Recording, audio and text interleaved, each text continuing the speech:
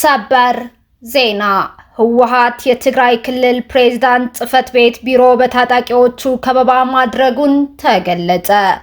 በመቀሌ ከተማ የሚገኘው የትግራይ ክልል ጊዜያዊ አስተዳደር ፕሬዝዳንት ጀነራል ታደሰ ወረደ ጽህፈት ቤት በነ ፈትለወርቅ ገብረእግዚአብሔር ሞንጆሪኖና ዶክተር ደብረጽዮን ታጣቂዎች መከበቡ ከመቀሌ ከተማ በደረሰን መረጃ ተገልጿል።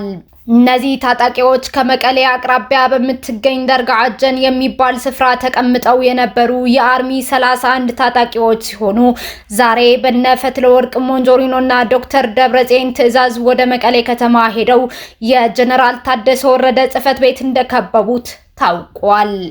ከበባውም በዲሽቃ ብሬን ስናይፐር እና ላውንቸር የተደገፈ መሆኑንም ለማወቅ ተችሏል።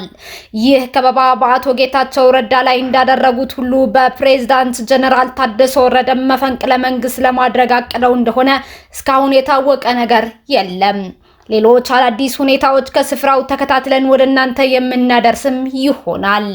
በሌላ በኩል በትናንትናው ዕለት የህወሓት ሰራዊት የግንባር አዛዦች ስብሰባ ተጠርተው አንሰበሰብም ብለው የነበረ ሲሆን ዛሬ ህዳር 25 2018 ዓመተ ምህረት ምክንያቱ ባልታወቀ ምክንያት ከጠዋቱ 11 ሰዓት ጀምሮ በትግራይ ክልል ፖሊስ ኮሚሽን ተሰብስበው የነበረ ሲሆን ከጧቱ 2 ሰዓት ስብሰባቸውን ጨርሰው ወጥተዋል።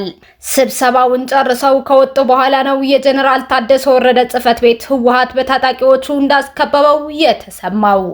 እነ ፈትለወርቅ ገብረእግዚአብሔር ሞንጆሪኖ የመላው የትግራይ ዞን ወረዳና ቀበሌ የህወሓት አባላትን ዛሬ በመቀሌ ከተማ ከቀኑ 10 ሰዓት ጀምሮ ስብሰባ መጥራታቸውም ታውቋል።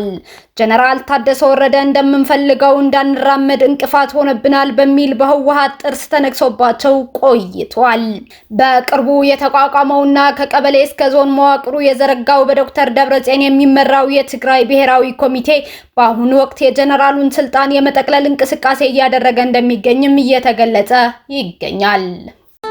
ኢትዮጵያ ለግብጽ የቅኝ ግዛት ዘመን አስተሳሰቦች ምንም ቦታ የላትም ሲል የኢፌድሪ የውጭ ጉዳይ ሚኒስቴር አስታወቀ። ግብጽ የቅኝ ግዛት ዘመን አስተሳሰቦች ላይ ተንተርሳ በአባይ ወንዝ ላይ ለምትከተለው የተሳሳተ እሳቤ ኢትዮጵያ ምንም ቦታ እንደሌላት የኢፌድሪ የውጭ ጉዳይ ሚኒስቴር አስታውቋል። ሚኒስቴሩ ወቅታዊ ጉዳይን አስመልክቶ ባወጣው መግለጫ በቅኝ ግዛት ዘመን እሳቤ ውስጥ ያሉ የግብጽ ባለስልጣናት በአባይ ወንዝ ላይ ያላቸውን የተሳሳተ አቋም አሁንም እያንጸባረቁ ነው ብለዋል። የሀገሪቱ ባለስልጣናት የሁለትዮሽ ድርድሮችን ወደ ጎን በመተው በቀጥታም ሆነ በተዘዋዋሪ ኢትዮጵያ ላይ የሚያሰራጩት መሰረተ ቢስ ውንጀላ ተቀባይነት እንደሌለው ሚኒስቴሩ ገልጿል። በአፍሪካ ቀንድ ቀጠና የግብጽ መንግስት ኢትዮጵያን ጨምሮ በቀጠናው ባሉ ሀገራት አላስፈላጊ ጣልቃ ገብነት በማድረግ ላይ ይገኛል ያለው የሚኒስትሩ መግለጫ ኢትዮጵያ ይህንን የተሳሳተና ጊዜው ያለፈበት አካሄድ እንደማትቀበለውም አስታውቋል። ኢትዮጵያ ፓን አፍሪካኒዝም እና በአህጉሪቱ ውስጥ የጸረ ቅኝ ግዛት ትግሎችን በመደገፍ ረጅምና አኩሪ ታሪክ ያላት ሀገር ናት ያለው መግለጫው ግብጽ እንደ ሀገር በአባይ ወንዝ ላይ ለምትከተለው የተሳሳተ እሳቤ ኢትዮጵያ ቦታ የላትም ብለዋል። የአባይ ወንዝ ከኢትዮጵያ ደጋማ ቦታዎች የሚመነጭና 86 በመቶ የሚሆነው የናይል ተፋሰስ ውሃ ከኢትዮጵያ እንደሚሄድ የሚታወቅ መሆኑን ያስታወሰው መግለጫው ኢትዮጵያ እንደሌሎቹ የተፋሰሱ ሀገራት ይህንን የተፈጥሮ ሀብት የመጠቀም መብት አላት ብለዋል። ዓለም አቀፍ ህጎችን አክብራ እየሰራች የምትገኘው ኢትዮጵያ በድንበሯ ውስጥ የሚገኘውን የተፈጥሮ ሀብት ለመጠቀም ከማንም ሰው ፈቃድ የመጠየቅ ግዴታ እንደሌለባትም ሚኒስትሩ አመላክቷል። ግብጽ ውይይቶችንና ድርድሮችን በተደጋጋሚ ውድቅ ስታደርግ መቆየቷን የገለጸው ሚኒስትሩ አሁን ላይ ሀገሪቱ ከዚህም አልፋ ግጭቶችን በማቀነባበር የጥላቻ ንግግሮችን በማሰማት ስራ ላይ ተጠምዳለች ብለዋል። ይህ ኃላፊነት የጎደለው ተግባር በሁሉም የሚመለከታቸው አካላት ሊወገዝ እንደሚገባውም ሚኒስትሩ አሳስበዋል። እንደ ታላቁ የኢትዮጵያ ህዳሴ ግድብ ያሉ ፕሮጀክቶች ከኢትዮጵያ አልፎ የአፍሪካ በራስ የመተማመንና የእድገት ምሳሌዎች ናቸው ያለው የሚኒስትሩ መግለጫ ኢትዮጵያ በልማትና በትብብር ማዕቀፍ ከሁሉም ሀገራት ጋር ለመስራት ዝግጁ እንደሆነችም አስታውቋል።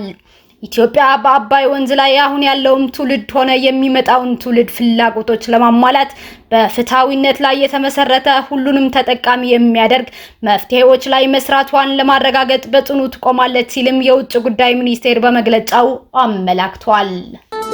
ናይጄሪያ የ100 ሚሊዮን ዶላር የአክሲዮን ኢንቨስትመንት እቅድ ይፋ አደረገች። የነዳጅና ጋዝ ኢንዱስትሪዎቿን ለማጠናከር ያለመ መሆኑንም ተጠቅሷል። ናይጄሪያ የነዳጅና ጋዝ ኢንዱስትሪዎቿን ለማጠናከር የ100 ሚሊዮን ዶላር የአክሲዮን ኢንቨስትመንት እቅድ ይፋ አድርጋለች።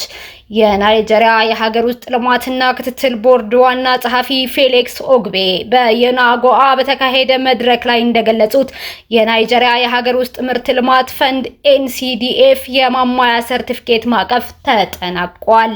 ይህ እቅድ በከፍተኛ ፍጥነት ለሚያድጉ የሀገር ውስጥ የኃይል አገልግሎት ኩባንያዎች የአክሲዮን ፋይናንስ የሚሰጥ ሲሆን የኤንሲዲኤፍን የገቢ ምንጭ በማስፋትና የሀገር ውስጥ ተሳትፎ ልማት በማጠናከር ረገድ ይረዳል ሲሉ አጽንኦት መስጠታቸው ስፑትኒክ ዘግቧል። የሶማሊያው ጠቅላይ ሚኒስተር ለትራምፕ አስተያየት ምላሻቸውን ሰጡ።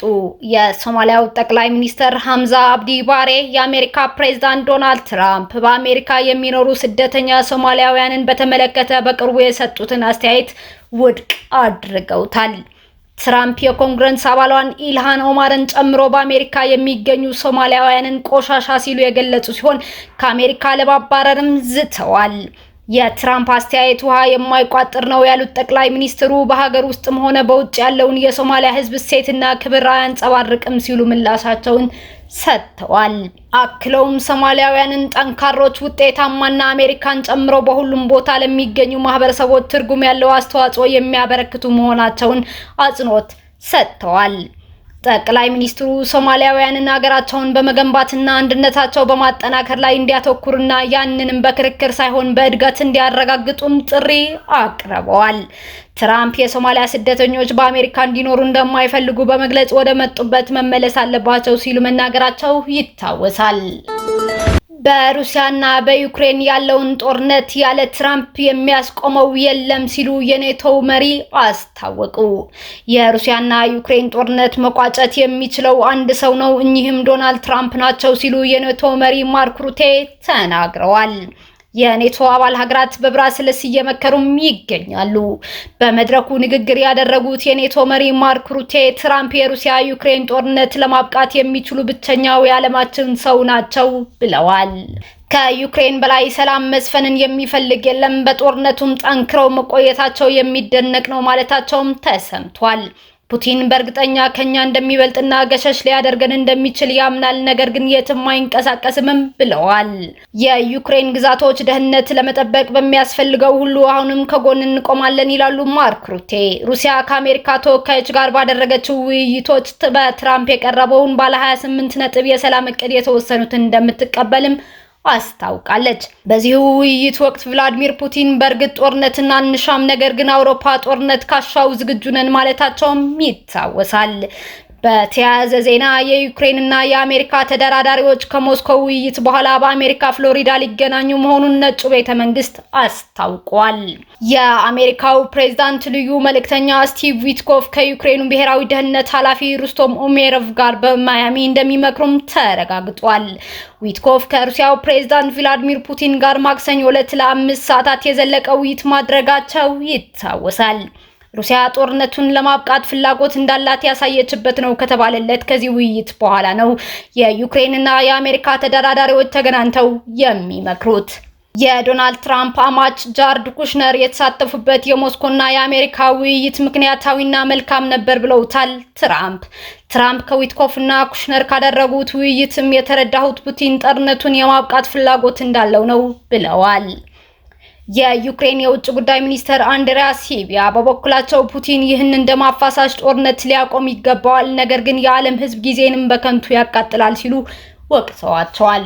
እስካሁን አብራችሁን ከኛ ጋር ስለነበራችሁ እያመሰገንኩኝ በሌሎች መረጃዎች እስክንመለስ እንደተለመደው የሶለዳ ሚዲያ ቤተሰብ በመሆን ላይክ፣ ሼር፣ ሰብስክራይብ ማድረጋችሁን አትርሱ።